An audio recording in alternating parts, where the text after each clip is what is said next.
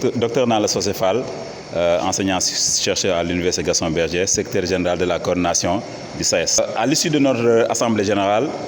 comme vous le savez, nous avons un certain nombre de points à souligner parce qu'on est confronté à un certain nombre de difficultés liées d'abord au niveau national, aux infrastructures dans les universités. Parce que depuis quelques années, le gouvernement nous promet des infrastructures et nous envoie un nombre important de bacheliers. Et au finish, les infrastructures ne suivent pas. Donc depuis en 5 voire 6 années, nous avons reçu à peu près 6 000 à 7 000 bacheliers de plus que ce que nous avions d'habitude. Et malgré ça, les infrastructures sont au point mort. Et même s'il y a des bâtiments, ces bâtiments ne sont pas équipés. Et ce sont ces équipements-là qui nous permettraient de faire les travaux dirigés et les travaux pratiques dans un certain nombre d'UFR. Et donc ce sont des choses qui nous poussent à bout. Et en ce moment,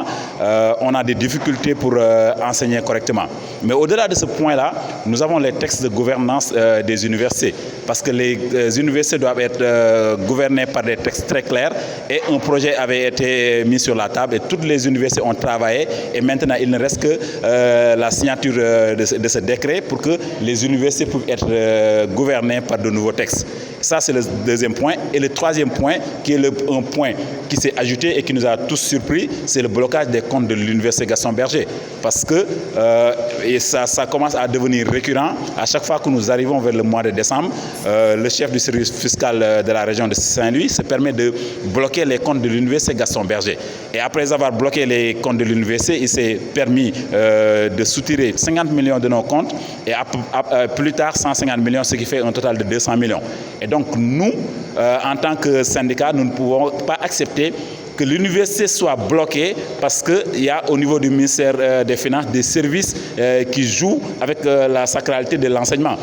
Eux, peut-être qu'ils seraient plus préoccupés par leurs fonds communs parce que nous arrivons vers la fin de l'année et nous savons tous que vers la fin de l'année, au niveau des ministères des Finances, il y a des fonds communs qui sont distribués et l'université ne peut pas être le dindon de la farce dans ces conditions. Et nous appelons au respect de l'université parce que nous savons tous qu'il y a un déficit budgétaire au niveau des universités et cela ne peut pas, à cela on ne pourrait pas ajouter un blocage des comptes de l'université et un monsieur qui, avec son zèle, et qui se saisit pour bloquer les comptes de l'université. C'est en cela que l'Assemblée générale nous a donné un mandat pour que nous marquions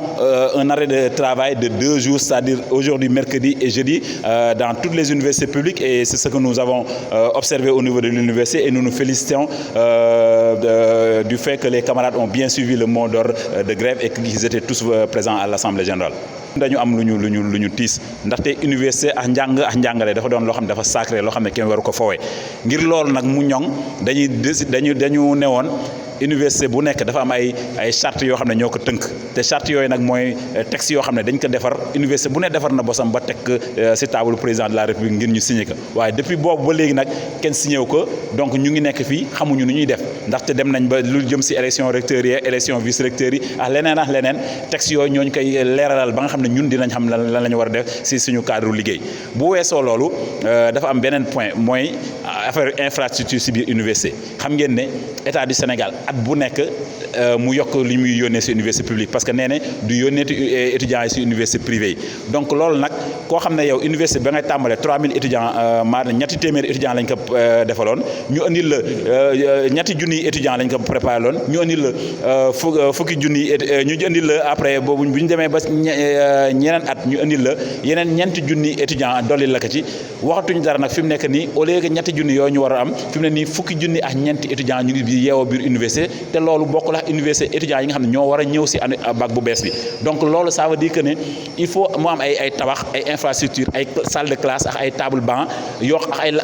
laboratoire yi tamit ñu defal leen ay jumtukaay yoo xam ne moo leen permettre ñu def seen liggéey waaye loolu yëpp amul at bu nekk université état du Sénégal yónnee étudiants yu gën a bëri te loolu nag mënutul wëy moo tax ñu ne il faut ñu taxaw ne état du Sénégal di nga def li nga diggale woon ak ñoom di nga ko def wala ñun ñu taxaw su loolu weesoo nag li mujj ci nga xam ne daf ñu bett sax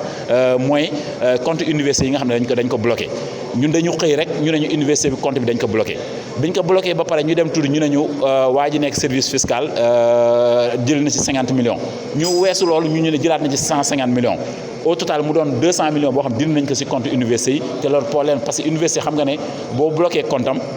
wala nga jël fa xaalis di nga tax ne salaire yi kenn du ko mën a fay te loolu problème la et te loolu amul kenn ku ko mën a nangu te bu weesoo loolu nag xam nañ ne état du Sénégal joxe fi budget bu sincère budget yi mu joxe yëpp mëtalewul loolu moo tax chaque année dañuy jéem a taxale rek ba xam nan la ñuy jeexalee at bi et loolu nag boo ci boolee di tëj suñu ay compte saa yu la neexee te loo xam ne c'est illégal en droit même parce que ñun am nañ ay naatangoo yoo xam ne droit la ñuy jàngale gëstu nañ ba xam ne loolu kenn amul droit di ko def ndax compte université dafa sacré kenn mënu ko bloqué quel soit yow doole ji nga am te loolu nag lañ bëgg mu dakk non seulement si biir université Gaston Berger waaye fenn si Sénégal bu ñu bloqué benn compte université wala di ci jël xaalis boo xam ne ay fonds commun partage lañ koy def ndax xam nañ ne at baa ngi bëgg a jeex au ministère des finances dañuy ñëw seen ay fonds commun loolu moo leen gën a yitteel que Sénégal am stabilité que réew mi jëm kanam te loolu nag duñ ko nangu moo tax ñu arrêté état du Sénégal arrêté liggéey si diiru ñaari fan.